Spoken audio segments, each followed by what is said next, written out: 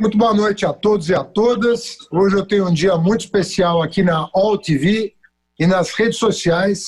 Eu entrevisto o pré-candidato à Prefeitura de São Paulo pelo Partido dos Trabalhadores, que venceu a consulta feita aos dirigentes do partido, Gilmar Tato, ex-secretário de Transportes da cidade na minha gestão, mas que passou por várias pastas da administração Marta antes de se associar à nossa administração entre 2013 e 2016. Muito boa noite, Gilmar. Boa noite, Fernando. É um prazer estar aqui com você, conversar com o seu pessoal. E para mim foi uma grande honra servir o seu governo na cidade de São Paulo. Você que foi um excelente ministro da Educação e também foi um excelente prefeito.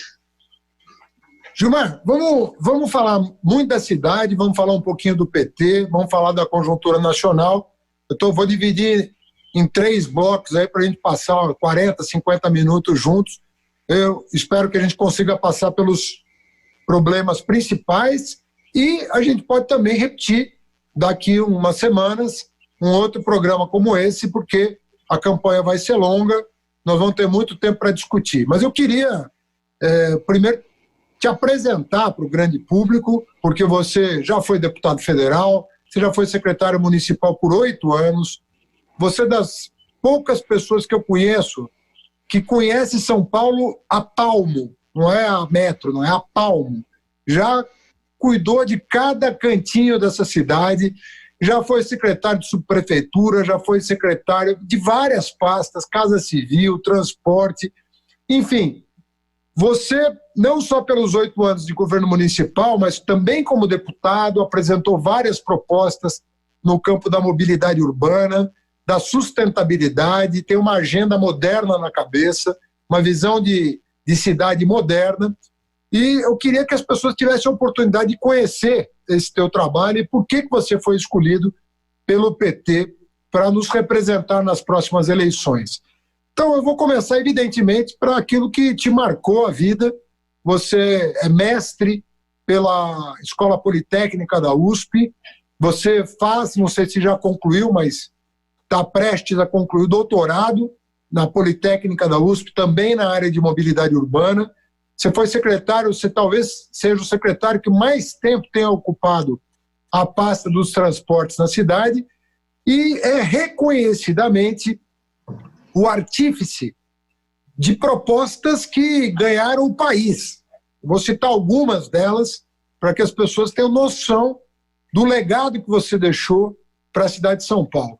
Praticamente, corredores de ônibus, faixas de ônibus, ciclovias, moderação da velocidade, bilhete único, passe livre, tudo isso, para citar algumas iniciativas, saiu da secretaria quando você era o titular.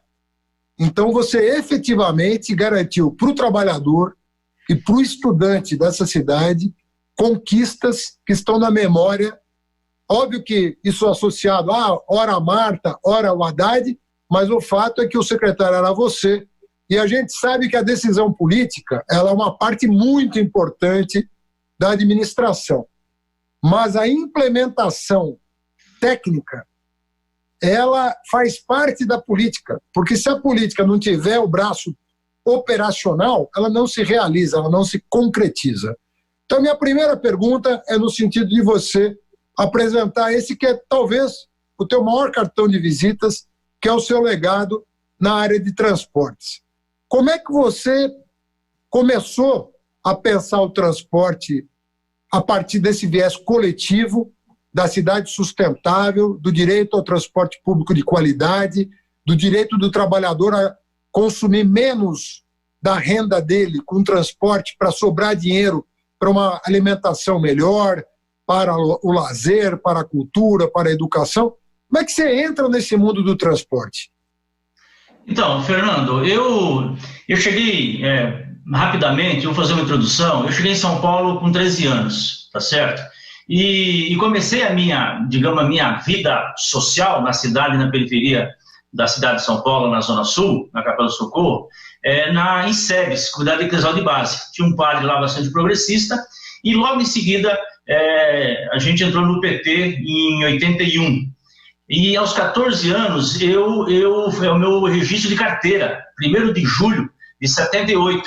E comecei a trabalhar com 13 anos, só que naquela época não podia ter registro com 13 anos. E a partir daí, com o surgimento do PT, a gente foi digamos, aquela evolução, o processo da democratização do país e as disputas políticas na cidade de São Paulo, o movimento contra a carestia, as greves que aconteceram na época do Maluf, teve o assassinato do Santos Dias da Silva lá na Silvânia, na Avenida Sabará. Essa evolução, eu acabei me tornando presidente do PT, deputado estadual, e aí a Marta ganha a eleição, e a primeira secretaria que eu fui, Fernando, foi de abastecimento. E lá foi a primeira prova de fogo que eu tive, tá certo? Sem experiência nenhuma no executivo, tá certo? Era o meu primeiro mandato de deputado estadual, fiquei só 2 anos, fui para o executivo, na Secretaria de Abastecimento, e eu fui visitar, na hora do almoço, uma escola de latinha no Paraisópolis. A escola chama ainda, Fernando Haddad, Paulo Freire. Tinha quase 2.000 crianças. Eu cheguei na hora do almoço e as crianças estavam comendo bolacha seca. E naquele momento eu fiquei assim, eu falei, não é possível que isso, eu sou responsável. Eu sou o secretário de abastecimento, eu sou responsável por isso. Não dá para acreditar que as crianças estão comendo bolacha seca, e todo mundo sabe que do ponto de vista do crescimento da criança, principalmente se você não tem os ingredientes certos na idade certa, como o leite, por exemplo, que o Dória tirou, quando assumiu a prefeitura, a criança não evolui, tá certo? Foi aí que eu me reuni, toda a equipe de nutricionistas do abastecimento, e falei, pessoal, nós vamos ter que resolver isso, dar almoço e janta para essa criançada, para esses estudantes na escola. Era quase 1 milhão de crianças. Eu cheguei na época para a Marta e falei, Marta, nós temos que resolver esse problema. Não dá para as crianças ficarem sem comida na escola.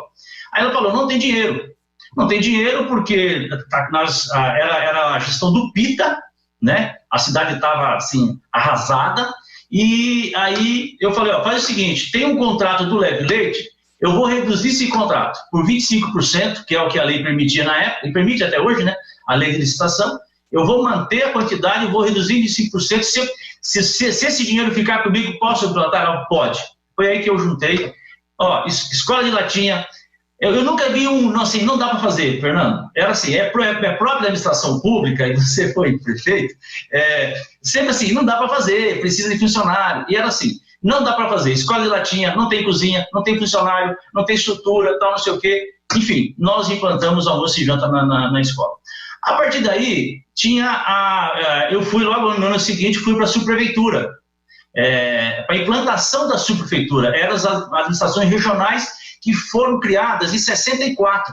Então, a estrutura da prefeitura no território era muito arcaica, velha, viciada, clientelista. E aí a prefeita, na época, a Marta, pediu para que eu implantasse a subprefeitura da cidade de São Paulo.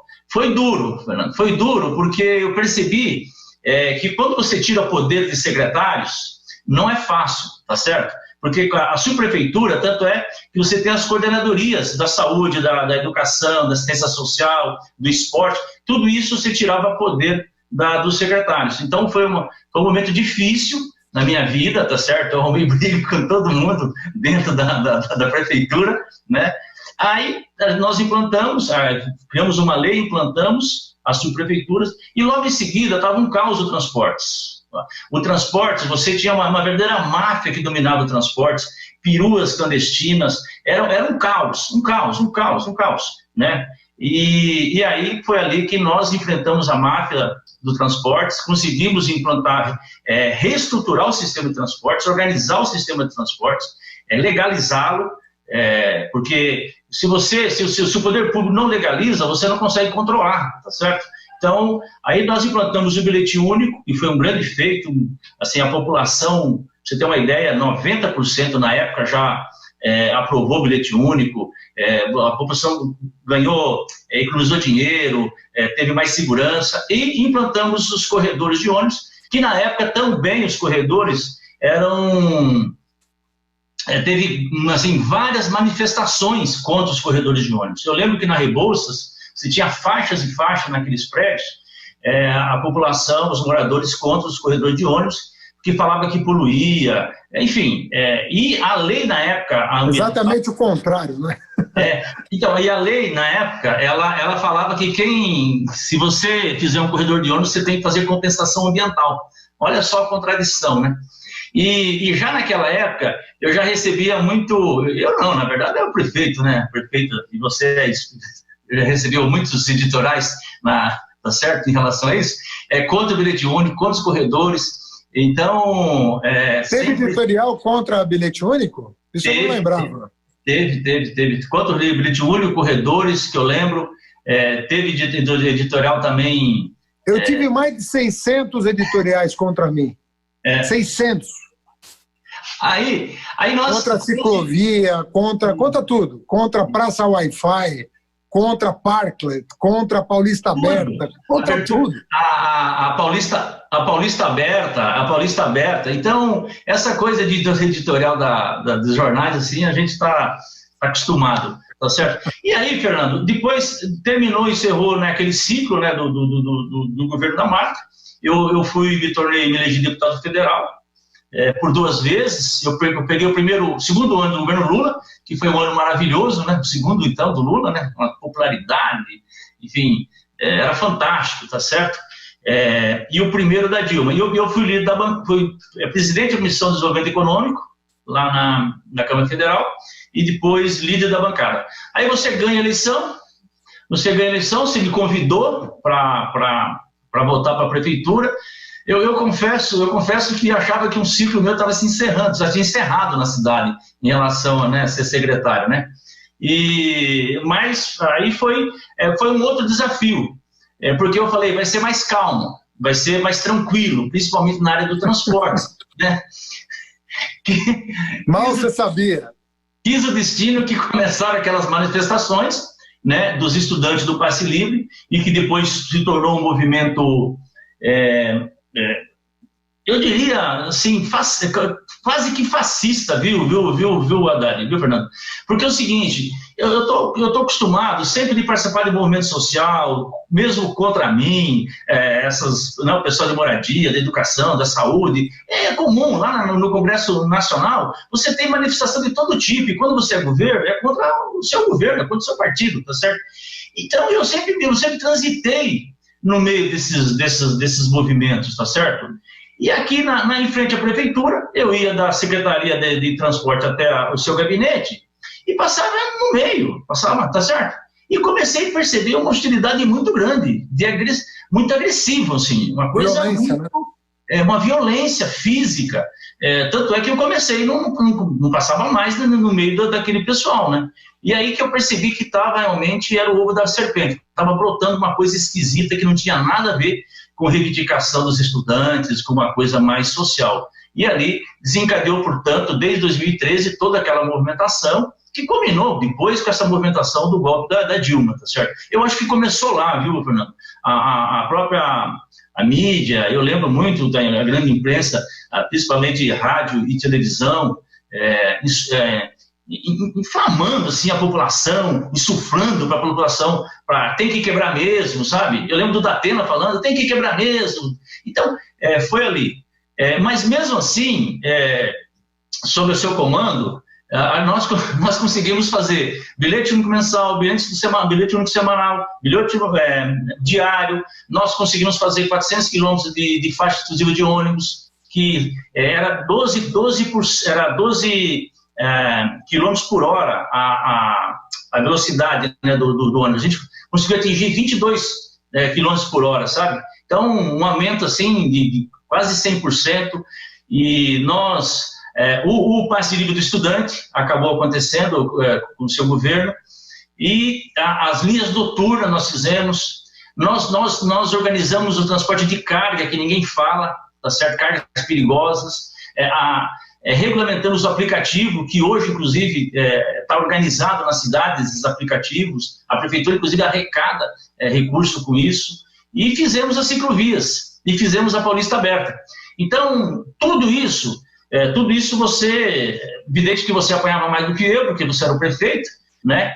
Mas com muita determinação, com muito planejamento, a gente tinha assim muito claro para quem a gente estava governando, né? Imagina se não fosse essas ciclovias, imagina se não tivesse essas ciclovias, o que estaria acontecendo com essa juventude que estão aí trabalhando nesses aplicativos, tá certo? A redução de velocidade que você falou, tudo isso sem a benevolência da grande, assim, da grande imprensa na cidade, tá certo? Mas por isso que eu acho que eu estou preparado, Fernando, assim, eu me preparei para ser prefeito de São Paulo, nesse sentido, tá certo? Pela essa experiência, eu não poderia deixar de dizer aqui, Fernando, e eu sei que você concorda com isso, que nós estamos falando da licitação pública, coisa que interessa ao povo, de interesse da população, mas deixar aqui a minha solidariedade, todas as famílias que perderam seus entes queridos no Brasil todo, que têm seus familiares, seus parentes, amigos que estão internados. Acho eu que falta um comando político por parte dos nossos governantes, no sentido de entender que nós estamos numa guerra, né? Nós estamos numa guerra, e guerra você tem que ter comando, e esse comando tem que ter líderes, e a gente percebe que diante desta pandemia, diante dessas dificuldades que a população está passando, a gente observa que não é isso que estamos vendo na cidade de São Paulo. Por isso, da minha solidariedade a toda essa população que está sofrendo nesse momento. Gilmar, ainda sobre transporte, né? Eu falei, depois você complementou, quantidade né, o legado que você deixou em duas administrações, na da Marta e na minha, é um conjunto muito expressivo, Vai desde questões cosméticas e estéticas, por exemplo, a regulamentação de parklets. É uma coisa para deixar a cidade mais leve, mais humana, as pessoas não ficarem de pé na calçada aguardando uma mesa no restaurante, poderem se confraternizar, até coisas muito pesadas do ponto de vista da implementação, que, por exemplo, o bilhete único, o trabalho que deu, os corredores, o trabalho que deu. Então, passando por aplicativo, passando por ciclovia, nós fomos de A a Z e ganhamos, inclusive, um prêmio internacional muito importante, que foi muito pouco divulgado aqui. É engraçado que quando o PT governa, o transporte público avança. E quando o PT está fora do governo, para tudo. As coisas parece que abre um parênteses na vida da cidade que não acontece nada. Nem a imprensa cobre, nem o prefeito governa, nada, não acontece nada. Esperando o PT voltar para retomar o que já estava fazendo. O que você sinalizaria para o futuro do transporte público na cidade de São Paulo? Gilmar Tato, prefeito, quais são as linhas gerais que você pretende adotar no seu plano de governo? Você ainda vai ter tempo de apresentá-lo na televisão e tal, mas dá umas pistas aqui para quem está te ouvindo. Fernando, nós com certeza vamos pegar uma prefeitura mais organizada, até porque foi você que conseguiu rever aquela dívida da prefeitura, né, com o governo federal, economizando 50 bilhões, né, são 3 bilhões por ano. Então a prefeitura, sobre esse ponto de vista, vai estar melhor em função dessa renegociação da dívida. Mas, por outro lado, a população vai estar mais empobrecida, tá certo? Já estava acontecendo isso, né?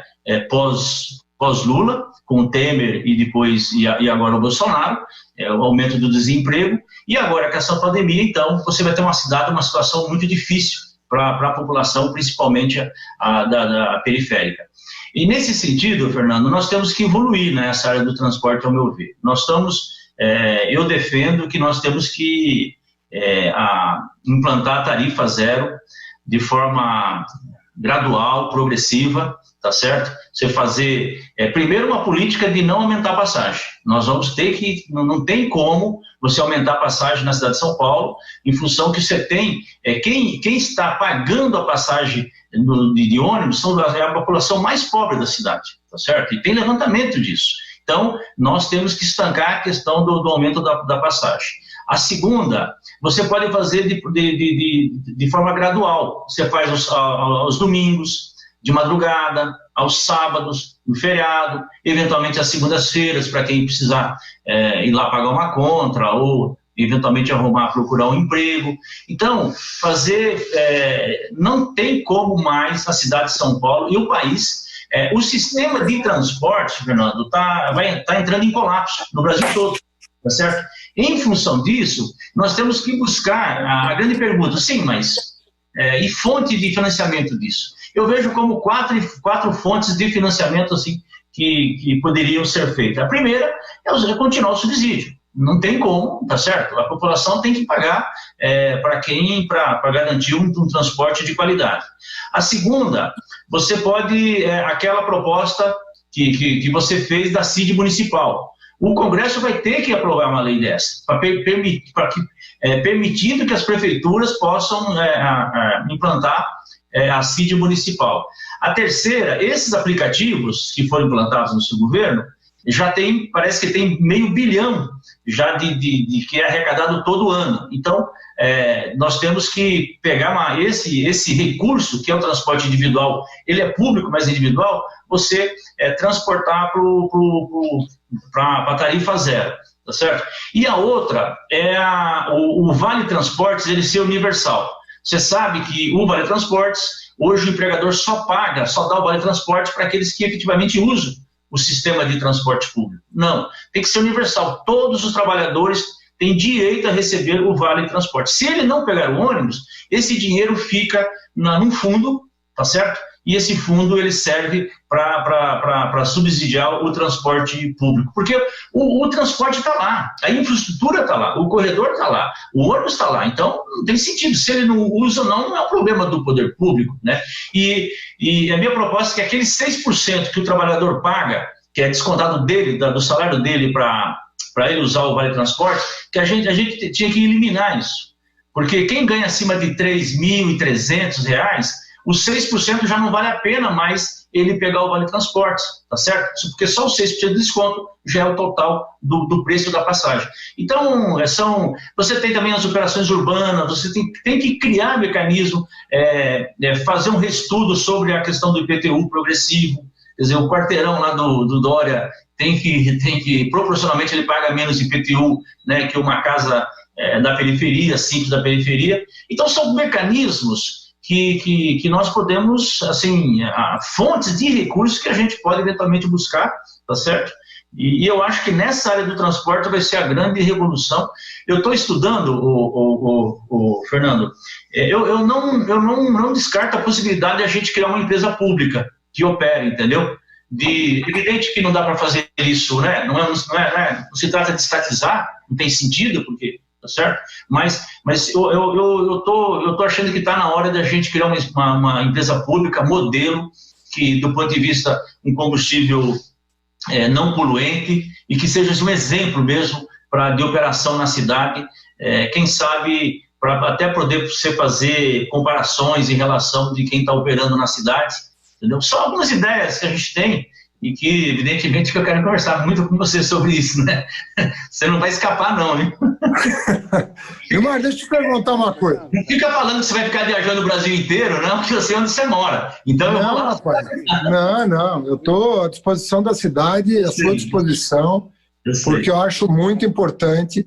É óbvio que hoje a gente pode gravar programa para o Brasil inteiro, e eu vou fazer isso para todos os candidatos do nosso campo, porque nós precisamos enfrentar o Bolsonaro em todas as capitais, em todas as grandes cidades, em todas as cidades médias. Nós vamos ter uma resposta clara a esse desgoverno que está aí. Nós não temos que trabalhar triplicado, não tem problema. Se a gente tiver que virar à noite para fazer mensagem positiva, de esperança, de união nacional contra o que está aí, nós temos que fazer. Mas eu vou falar de outro caso particular e delicado. O transporte, eu estou tranquilo com você, porque você vai sobrar na Prefeitura de São Paulo. Aliás, 4 anos que não acontece absolutamente nada de bom no transporte público de São Paulo. Ao contrário, o que houve foram cortes de direitos. tanto de trabalhadores quanto de direitos dos estudantes. Mas o que eu queria te perguntar é sobre agora, Gilmar, sobre a questão da saúde. Porque é um tal de isso ou aquilo. Assim, o que eu estou vendo é que eu estou vendo até boa fé da prefeitura e do governo do estado em querer ouvir os cientistas, os infectologistas, os sanitaristas. Agora, essas medidas estão sendo tomadas no atropelo, uma hora é uma coisa, outra hora é outra coisa. Eu mesmo que estou acompanhando aqui, eu fico imaginando o trabalhador. Abre o jornal, uma hora tem rodízio, outra hora não tem rodízio, uma hora tem bloqueio, outra hora não tem bloqueio, outra hora tem feriado, outra hora não tem feriado. Você acha que a gestão, não estou nem, volto a falar, não estou nem falando da intenção, que parece que está sintonizada com a ciência, com os médicos e tal, mas você acha que a gestão não está um pouco confusa na cidade de São Paulo? A gestão... Então, eu concordo com você que eles têm se esforçado no sentido de procurar atender a população, mas o problema é que eles não entendem, assim, eles não têm a sensibilidade social. É isso que nos diferencia deles, do Dória e do Covas. Segundo, não existe coordenação política para atender a população, tá certo?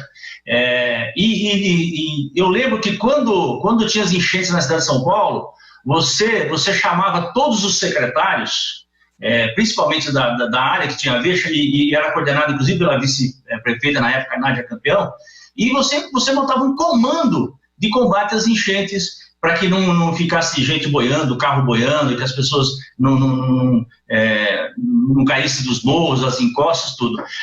Nesse caso, não tem comando, não tem coordenação política por parte deles. Então, por exemplo, hoje nós temos uma situação de os leitos já com 91%, né, já preenchidos, correndo o risco de entrar em colapso. Ao invés de fazer, tudo bem, está certo fazer um hospital de campanha no Pacaembu, mas por que não faz na periferia? Por que não faz lá em Interlagos, na Zona Sul? Por que não usa Itaquerão, que o Corinthians já ofereceu para fazer lá no Itaquerão? Por que não usa o Campo de Marte, ou na Zona Norte, na Zona Oeste, principalmente na região da Brasilândia, que é o maior da cidade? Eles faz um rodízio, um mega rodízio da cidade de São Paulo, aonde é uma quarentena do carro, joga a população para ir para o transporte público e reduz a frota em 50%. Não higieniza a frota. Então, eles não têm essa sensibilidade. Por exemplo, as crianças estão em casa, Fernando, e eles não garantem alimentação para as famílias dessas crianças, tá certo? Então, você sabe que a prefeitura, o prefeito tem um poder de articulação muito grande, de envolver os empresários, envolver a sociedade civil, os movimentos sociais, as entidades, tudo, para garantir a alimentação para todas essas pessoas, tá certo? Mesmo quem está em submoradia, em cortiço, na beira de córrego, por que não usar os equipamentos da prefeitura neste momento de guerra, você instalar barracas, onde a pessoa fica em abrigos, e ao mesmo tempo possa ter uma alimentação. Então, só na área do transporte já foram 3 mudanças, tá certo? Foram 3 mudanças. A primeira, pediu a população ficar em casa, ela ficou. Aí, à medida que eles fizeram, reduziram a frota. A segunda, trancaram as grandes avenidas e impedindo, inclusive, que os profissionais que precisam trabalhar na área da alimentação, na área da saúde, na área de transporte, na área da limpeza urbana e também da limpeza dos hospitais, eles impediram, não tinha nenhuma uma organização nesse sentido. No rodízio, nesse mega rodízio, Fernando, lá no fundão da Zona Sul, em Parelheiros, você tem uma rede de solidariedade lá de empresários grandes inclusive, que eles colocaram à disposição, além de doar os alimentos, eles colocaram à disposição a frota, os veículos deles, para rede de supermercado, para poder fazer a cesta básica para dar lá para o pessoal. No mega rodízio, a CT não permitiu que os caminhões circulassem, entendeu? Então, é uma coisa assim, não tem sensibilidade, eles não conseguem, não tem comando, não tem coordenação política. Por isso que, e ao mesmo tempo, como é que a população fica em casa, e tem que ficar em casa, porque realmente para você combater esse inimigo, o jeito de você combatê-lo, que ele morre de medo, é justamente você ficando quieto, tá certo? Não é saindo de casa, mas ao mesmo tempo você precisa dar condições para as pessoas ficarem em casa, porque é impossível. Se a pessoa não tem dinheiro, não tem alimento para dar para o filho, é evidente que a pessoa vai sair para a rua, tá certo? Então, é isso. Tem boas intenções, mas eles não têm essa capacidade de articulação política. O mega rodízio que foi feito na cidade de São Paulo, você acha que é possível? Você que se relacionou com o governador na época, você acha que é possível fazer um mega rodízio desse sem combinar com o secretário de Transporte Metropolitano? O secretário de Transporte Metropolitano ficou sabendo pelo jornal que estava tendo esse mega rodízio. Então, eles são muito atrapalhados, tá certo? E não entende de administração pública, ao meu ver, e não tem essa sensibilidade social que um governo do PT teria e tem. Acho que é isso que nos diferencia, sabe? Você vê, o Dória, quando assumiu a prefeitura de São Paulo, ele fez 3 medidas que é um absurdo. Ele reduziu o benefício do bilhete único, tá certo? De 3 horas para 2, e vamos lembrar, se a pessoa fica mais tempo no sistema de transporte, é porque essa pessoa mora muito longe. E se ela mora muito longe do centro de São Paulo, é onde está o pessoal mais empobrecido. Então, essa medida de redução foi um crime que ele fez em relação ao bilhete único. Ele tirou o passe livre dos estudantes, entendeu? Que é um absurdo que foi implantado no seu governo. E a terceira medida, que essa sim tirou o leite das crianças. Certo? O leite, numa parcela das crianças da escola, ele tirou. Então, e essa política de privatizações que ele vinha fazendo, depois agora subiu o Covas, continua, e que ele está fazendo no governo do Estado, a população começa a perceber o quão importante a presença do Estado, né? Um Estado forte, um Estado que proteja, um Estado que dê assistência, mesmo em relação aos moradores em situação de rua, que é um problema grave na cidade de São Paulo, está crescendo cada vez mais. Nós temos que ter uma política específica para isso, que dê carinho, que dê cuidado, que tenha um repouso para essas pessoas, que tenha abrigo, que essas pessoas moradoras de rua possam efetivamente ficar junto, a mulher com o homem com a mulher, com o filho, com a filha, com o cachorro, né? Que tenha tratamento médico adequado para essas pessoas. Então, me parece que isso falta na cidade de São Paulo, principalmente num período do empobrecimento ainda maior da população, e a recuperação disso vai ser muito difícil, né? Você como economista sabe disso, que a capacidade de nós recuperarmos a economia, o emprego, a renda, é muito difícil com o governo federal que nós temos e com essa cabeça que tem aqui o governador e o prefeito. Por isso que, a meu ver, nós temos que implantar a renda básica da cidadania, projeto do vereador Suplicy, senador Suplicy, tá certo? Eu acho que nós temos que verificar os critérios disso, mas a população é a única renda que ela vai ter nos próximos anos. Eu acho que nós temos que implantar, Fernando, uma espécie de centro culturais por vila, por quarteirão na cidade de São Paulo. Você usar a chamada frente de trabalho, ou mesmo Bolsa Família, e você direcionar para a cultura.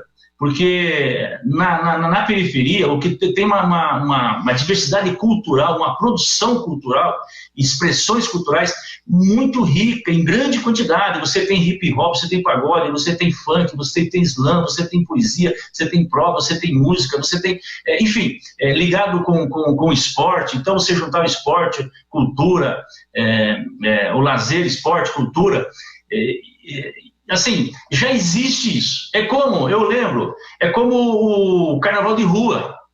O carnaval de rua já existia na cidade de São Paulo, sempre existiu, entendeu? O que você fez de diferente?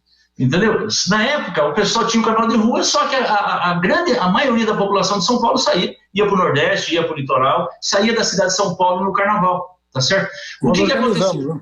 Você potencializou, entendeu? É isso que eu falo, que a cidade precisa de liderança, não é ser só prefeito, não é só prefeitar, tá certo? Mas você explodiu o carnaval de rua na cidade de São Paulo, aqueceu a economia. Hoje, as pessoas vêm para São Paulo, os turistas estão vindo para São Paulo. Então, você lota hotel. Você lota hotel. No carnaval era tudo as moscas. Exatamente, exatamente. Então, por que não fazer isso na área da cultura também, tá certo? Essa cultura que brota, que é uma feijoada, um caldeirão que vem da... Gilmar, deixa eu te perguntar um pouco sobre educação. Aliás, eu vou te perguntar sobre obras e educação, porque é o seguinte, nós fizemos, talvez na Zona Sul, o maior programa de obras da cidade de São Paulo. Você, como meu secretário, você sabe, a Luiz Gusquem, paralela a M. Boi Mirim, como nós que fizemos. Você duplicou a Belmira Marim. Você duplicou a estrada do Alvarenga. Nós fizemos as pontes Laguna e Itapaiuna para desafogar a ponte da João Dias, a estrada de Itapecerica. Quer dizer, foi um conjunto, um pacote ali para a Zona Sul, que nós desafogamos muito a Zona Sul. A Zona Sul não é que está perfeita, mas na comparação com o que era, aquilo era um inferno, pô. Você me levou, me lembro, o meu primeiro dia de campanha em 2012 foi no Horizonte Azul. Você me levou lá e falou, Haddad, eu quero que você veja o que é o sofrimento do povo. Tinha uma ponte ali do Jardim Capela, que era uma pontezinha assim, rapaz. Nós, temos uma ponte linda lá, os ônibus passam tranquilo, levam o povo até suas casas, o cara saía a pé, caminhava 6 quilômetros, 7 quilômetros para chegar em casa, a pé, porque não conseguia passar pela ponte. Na área da saúde, nós começamos 3 hospitais, entregamos um, deixamos de Parelheiros praticamente pronto, os caras não conseguem entregar até hoje. E o da Brasilândia é começado, 20% do hospital da Brasilândia é começado. E ainda perdemos tempo para ajudar o metrô a encaixar uma estação que eles nem começaram a fazer. Na área da educação, nós fomos o que mais abriu vaga em educação infantil da história da cidade. Novas creches, novas pré-escolas, e começamos 11 céus. Uma nós entregamos e 10 nós deixamos em obra. Tudo o que eles vão conseguir fazer, se tanto, é entregar as obras que eu comecei. As que eu terminei, eu entreguei. As que eu comecei, pode ser que ele termine. Não começou uma obra dele. Um negócio extraordinário. Assim. Uma pessoa que não consegue planejar uma única obra da cidade. Nós planejamos Anhangabaú, Ponte da Raimundo, tudo planejado pela nossa gestão. E deixamos dinheiro em caixa para fazer. Não é que eu deixei dívida. Deixei 5 bi e meio em caixa, e a dívida que era de 80 bi caiu para 30. Então a pergunta que eu te faço é o seguinte, você vê espaço para uma retomada do planejamento de médio e longo prazo na cidade? Porque nós já temos o plano diretor, nós temos a lei de uso e ocupação e o código de obra. Eu fui o único prefeito da cidade de São Paulo que aprovou essas 3 leis num mandato. De plano diretor, lei de uso e ocupação, código de obra num mandato. Revimos toda a legislação urbanística, revimos a dívida e fizemos um planejamento de grandes obras. Então, Haddad, eu comecei aqui com essa conversa com você, exatamente isso, você deixou a cidade organizada. Eu falei da dívida, né, que você deixou a cidade organizada, do ponto de vista de finanças, tá certo? E eles teriam a capacidade maior de fazer mais coisas, inclusive, do que a gente, em função disso, né, porque nós tínhamos que pagar a dívida todo ano para o governo federal, e você deixou a cidade organizada do ponto de vista urbanístico, quer dizer, e todo o eixo do plano diretor, o conceito é exatamente fazer com que as pessoas moram, trabalham e estudam o lazer próximo da sua casa, e quando não consegue, você cria uma rede de transporte público para as pessoas poderem se locomoverem, tá certo? E toda a construção na cidade sempre próximo, né, nessa rede de transporte, esse eixo central que é o transporte. E a própria lei do zonamento que você falou. Eu estou o seguinte, tem que ver como vai ficar a cidade depois dessa pandemia, do ponto de vista de recursos, viu, Haddad? Mas é fundamental para que haja circulação na cidade, você tem que fazer algumas obras estruturais. como alguns corredores de ônibus. Você citou as obras da Zona Sul, mas se a gente for para a Zona Leste, a mesma coisa nós fizemos na Zona Leste. Você pega, é que a gente não lembra, mas o pessoal não lembra, mas tem a Estrada do Guatemi, o que nós fizemos na Raguep Shop, na Estrada do Guatemi, no entroncamento com a Luiz Mateus, aquilo que você citou, isso lá na Zona Leste, isso que você falou da Raimundo com a Candido Sampaio, as intervenções que nós fizemos, nós fizemos a CT no bairro, não tinha circulação, os bairros da cidade não circulam, não conseguem circular, tá certo? Então, essa retomada de céus, a retomada de alguma de intervenção na área de combate às enchentes, e mesmo dos hospitais, o mais difícil de você construir, de você construir um hospital, você sabe disso, por exemplo, de Parelheiros, não era o problema do recurso da obra, o problema é você conseguir a licença, o terreno e a licença ambiental, né, esse foi o grande feito, depois fica mais fácil construir, né? E hospital que você encampou, que você comprou ali na Santa Marina, Santa Catarina, que aliás minha filha nasceu nesse hospital, quando era privado, tá certo? Ele é fundamental esse tipo de... Agora a gente está sentindo, está percebendo a importância que tem esses equipamentos públicos. Eu estive com o Padilha ontem, sábado, sexta, ali em frente ao Hospital Sorocabana, entendeu? Que eu sei do esforço que você fez no sentido de pegar aquele hospital para a prefeitura, e a prefeitura não estava dando a área, tá certo? Nós fomos lá com todos os cuidados, com máscara, com distanciamento adequado do ponto de vista da orientação sanitária, que é justamente para cobrar para que também tenha aquele equipamento que fique para o sistema SUS. E qual é o problema do hospital de campanha? O hospital de campanha acabou a pandemia e desmonta. Tá certo? É como se fosse um dinheiro um desperdício pós, né? Agora é fundamental, tem que fazer. Mas quando você constrói um hospital, ele fica permanente na rede pública, tá certo? Uma coisa que você não falou, mas é verdade, a valorização do funcionalismo, que é o rosto do poder público, né, com a população, é fundamental. Olha esses profissionais da saúde, a importância que eles estão tendo, tá certo? Desde a limpeza até o médico, o enfermeiro, o pessoal, os motoristas do SAMU, entendeu? Eles desmontaram o SAMU, Haddad. Pra você ter uma ideia, quando o SAMU, a logística do SAMU era tão perfeita na sua época, que você tinha, era questão de 5 minutos, o máximo 10, mas a média era de 5 minutos, de 5 a 7 minutos, para atender a pessoa que sofreu um acidente.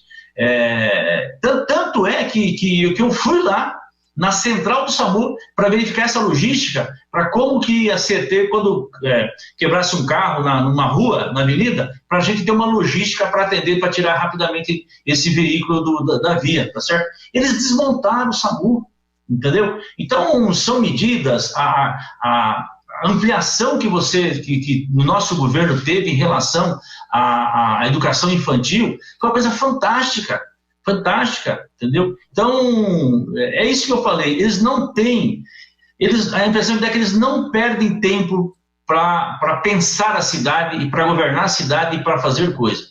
Eles nos criticavam, me criticavam muito, que falava que a ciclovia era só pintar, era só passar tinta, né? E achava que não tinha um planejamento, não era algo organizado. Depois eles quebraram a cara e perceberam que tinha planejamento, era organizado e tem uma proposta de rede cicloviária que nós aprovamos no comitê de transportes, no Conselho Municipal de Transporte e Trânsito na época, que era fazer 500 quilômetros por cada mandato. Você fez, tá certo? E nem estava no nosso plano de governo, não estava, tá certo? E agora eles não fizeram nem um quilômetro. Então, por quê? Porque é difícil, porque eles não trabalham com conflito. Aonde tem conflito, eles não mexem. E para você governar para aqueles que mais precisam, não tem jeito. Agora, a meninada que trabalha de bicicleta, entendeu? Quando a gente planejou isso, a gente sabia que ia ter um boom de transporte de bicicleta, sobretudo de entrega. Esses aplicativos aí de entrega Rappi, sei lá o quê, Uber Eats, tá cheio de aplicativo de entrega. Essa molecada, para fazer um bico, eles trabalham de bicicleta. Então, nós planejamos 500 quilômetros de ciclovia para dar um suporte para essas pessoas não arriscarem a vida. Já ganham pouco, ainda vão arriscar a vida para ganhar pouco. Então, no mínimo que a cidade poderia oferecer é segurança para essas pessoas. Então, eles não têm nem visão de futuro, eles não sabem enxergar 6 meses na frente. Então, uma coisa que não tem cabimento, você não enxergar 6 meses na frente. Agora, sobre essa questão, Haddad, os países na Europa, a população, em função da pandemia, uma parcela começou a ficar com medo de entrar no transporte coletivo, transporte público, tá certo? O que esses governos, prefeitos fizeram na Europa? Abriram linhas de créditos, deram bicicleta, fizeram, sabe, uma campanha muito forte, deixa o carro em casa, tudo bem, não saia de carro, saia de bicicleta, tá certo? Ajuda a cidade, ajuda você mesmo. Então, são políticas públicas que o poder público tem que ser, além de incentivar, ele tem que oferecer, tem que dar condições para que isso aconteça, né? Então, é o comportamento. Nós, as ruas abertas, a Paulista, entendeu? Que ninguém teve coragem de tirar, né? O Dória, na época, ameaçou e aí percebeu que não dava, tá certo? Isso exige coragem. Eu lembro que no Largo 13, foi logo no começo do governo, nós tiramos os carros em torno do Largo 13, colocamos no transporte público, porque estava lá parado todos os ônibus. Então, esse tipo de atitude precisa ter coragem, tá certo? Precisa ter coragem, ter visão de futuro, visão de modernidade, energia limpa em relação ao transporte público. E o mundo passa agora por uma transição ecológica, quer dizer, novos mudanças de comportamento, mudança de consumo, novos conceitos, mudanças de comportamento do ponto de vista de você ser tolerante para com as pessoas, de você ser tolerante com a comunidade LGBT, sabe? Com a comunidade negra, afrodescendente, negros, quer dizer, o combate ao racismo. É assim que uma cidade tem que ser, tá certo? Uma cidade, e eu tive a oportunidade com você, uma vez de jantar com o Penalosa, e ele falou uma frase que é verdade, quer dizer, para você combater inclusive a violência, você tem que fazer com que as pessoas ocupem a cidade, tá certo? Claro. Aonde não tem circulação de... Deixa eu te perguntar sobre isso. Eu troquei 90 mil lâmpadas de LED nessa cidade. Eu acho que ele não trocou uma. Eu queria saber se você vai retomar o programa LED, de iluminar a periferia como eu iluminei. Tem vários bairros da cidade que é 100% LED, Gilmar. Lâmpada branca, forte e que economiza energia elétrica, inclusive. Mas é visível, viu, Haddad? É visível. Eu mesmo, quando podia circular, agora não pode mais, né, por causa da pandemia, é visível. Você entra num bairro onde tem LED e um bairro onde não tem LED. A diferença da iluminação, tá certo? E você economiza energia, inclusive, tá certo? Então, evidente que eu vou retomar esse programa. Instalar banda larga, internet, Wi-Fi em toda a cidade. Não dá mais, tá certo? Até porque agora barateou, tá mais, tá certo? Então, nós temos que instalar internet em toda a cidade, em todos os locais da cidade. O programa de reciclagem, quando eu falei de mudança de comportamento... Eles pararam, né? Retrocederam tudo. Pararam, que é uma coisa assim, fantástica do ponto de vista ambiental, simpática do ponto de vista, né, das pessoas. Não tem sentido você não separar mais o lixo. Então, você incentiva, inclusive, as cooperativas, você gera emprego. Então, quando eu falo que tem que ser líder, o prefeito não é só prefeitar, é nesse sentido. Tem uma parte que compete à prefeitura, que é direto, mas tem uma parte que é aquela parte da mobilização, de você organizar, você articular com a sociedade. Desde o grande empresário até a entidade comunitária, tá certo? Da ponta. Então, e isso a cidade precisa, tá certo? E a cidade é uma cidade muito solidária, viu, Haddad? porque se não fosse essa solidariedade por parte da população, e aí o PT está ajudando bastante, eu sei porque eu estou fazendo muitas reuniões principalmente dos jornais da periferia, mas não só, na cidade inteira.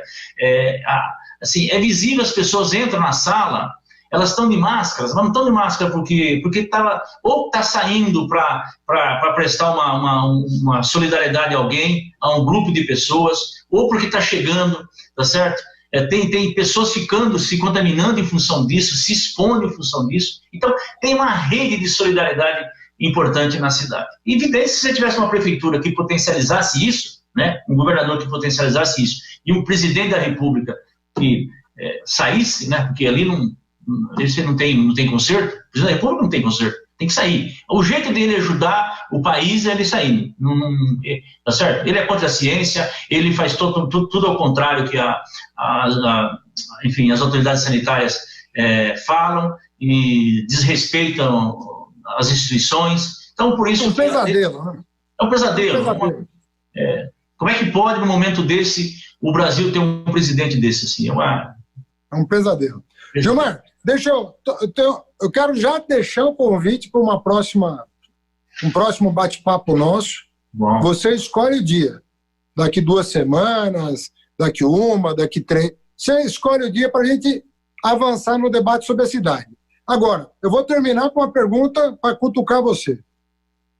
Teve uma disputa dentro do PT muito acirrada entre você e o Padilha. Você foi vitorioso.